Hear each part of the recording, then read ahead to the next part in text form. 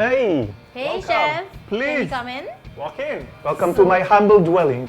Thank you. So, are you ready for India Food Network's Rapid Fire Round? I've been waiting for it for years. Really? All right then. What are you drinking?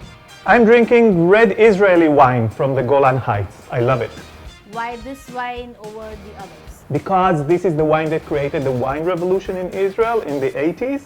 We had only one winery in Israel up until the arrival of the Golan Heights winery, and they made the best wines in Israel, and we're very proud of them.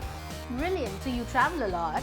How many countries have you traveled to? I stopped counting, to tell you the truth. Maybe we should count the countries that I don't go to. I really don't know. Would you like to come in and see the view? It's really fun.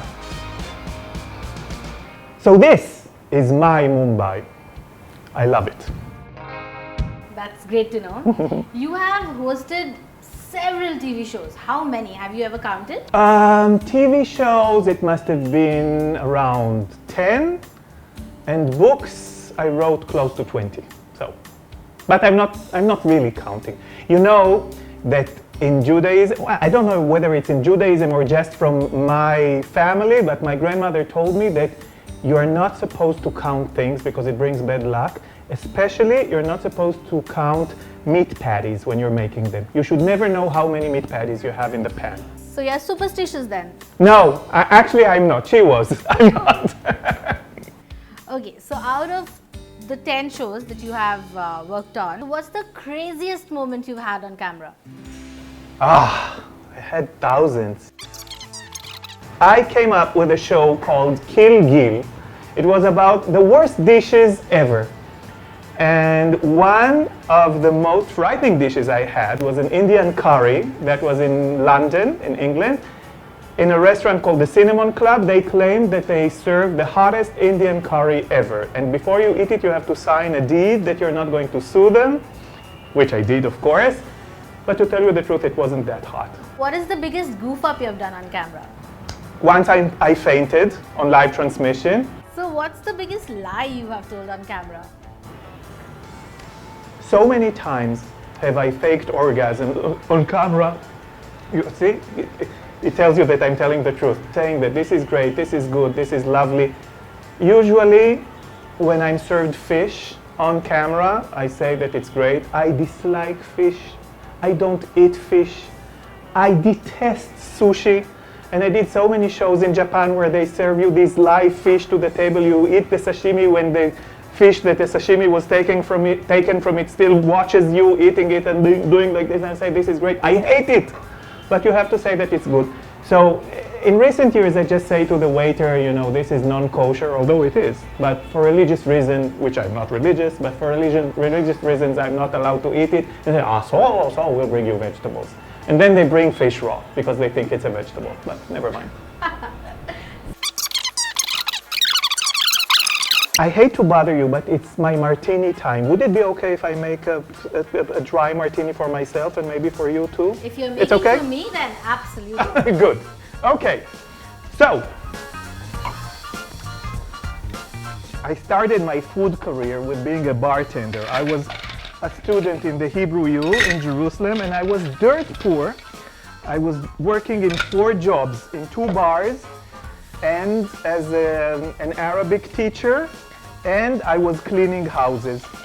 I fell in love with dry martini. The truth is that I used to drink gin in the toilet with my mother when my grandmother wasn't watching. And ever since, I love gin. So I make martini super dry, just a few drops of vermouth, that's it. And you even call it a splash. You splash it out.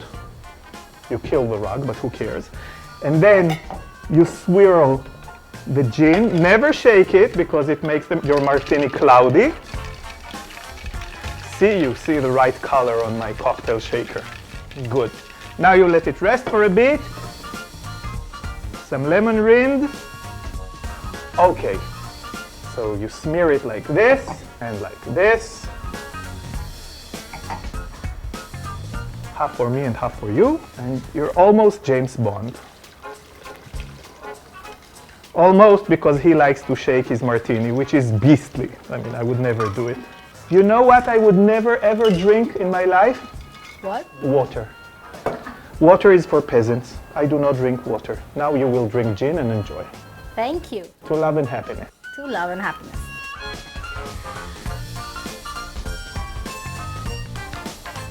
Made by a pro. Here's the big question, right? So you are a celebrity chef. You have done 10 very successful shows. You have thousands of fans all over. But you're not exactly a qualified chef, right? So can I really call you a chef? No, you may not. A chef, philologically, is a person who oversees a kitchen. And I'm not a chef. I've never been a chef. I've never worked in a restaurant. I mean, the closest I got to working in a restaurant was being a bartender. I'm a restaurant critic. For the past 30 years, I've been writing about restaurants. So, in a sense, I'm considered the enemy of chefs. What's the one Israeli festive food celebration that people around the globe must visit? It's good to come to Israel during Hanukkah. Hanukkah is our holiday that is next to Christmas. This is when we eat deep-fried food. Now, you know that whatever you deep fry is good. You can deep fry a kitchen towel and it would be delicious. But we deep fry dumplings filled with jam or chocolate, and it's to die for. Maybe you can make it for us before we leave. Okay, I'll consider it. Tell us something that your fans don't know about you. I think maybe they do not assume that I am as strict and not liberal as I am. Because I'm gay, people always assume that I'm the most liberal person on earth. What is such a celebrated Israeli chef doing in India? I came here for the Times Lit Festival.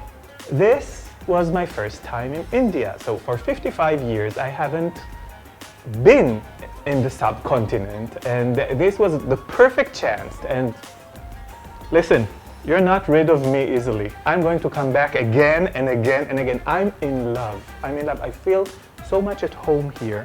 And I'm going to cook for you too, I promise. Absolutely, I'm taking you on that offer. Are you leaving me already? Not already, a few more questions. Oh, good. Okay. So on a scale of 1 to 10, how hot do you think is the Indian food? I would say 11. Yes. Tried any Indian food yet? Tons of food. Come on. Everybody told me, don't eat on the street. You're going to die. You're going to get diarrhea. You're going to get this. You're going to get that. It. I have Nirosta intestines. I can eat everything. I ate everything. Everything was clean. Everything was good. And everything was tasty. You have this great passion for food. So who's that one person who helped you develop that passion? It's my grandmother. When I was growing up, she cooked. It was very simple, but just watching her cook. I mean, she was the master of the universe. And I would have loved to tell you that, you know, whatever recipe I have, I got it from her. But it would be untrue because she never let me into the kitchen. Because with Jewish Sephardi Israelis, there is a very strong tradition that says that men in the kitchen bring only two things, dirt and bad luck. We'll take your leave now. Thanks for having us. Thank you so much and see you again, maybe in Tel Aviv? Absolutely. Bye. Shalom, shalom. Hey everybody, I'm Gil Hovav. I'm from Israel. I've come all the way to Mumbai, to India, to talk to you. 7.5 hours on the plane. Business. I'll be very glad to answer any of your questions. And please, please subscribe to India Food Network.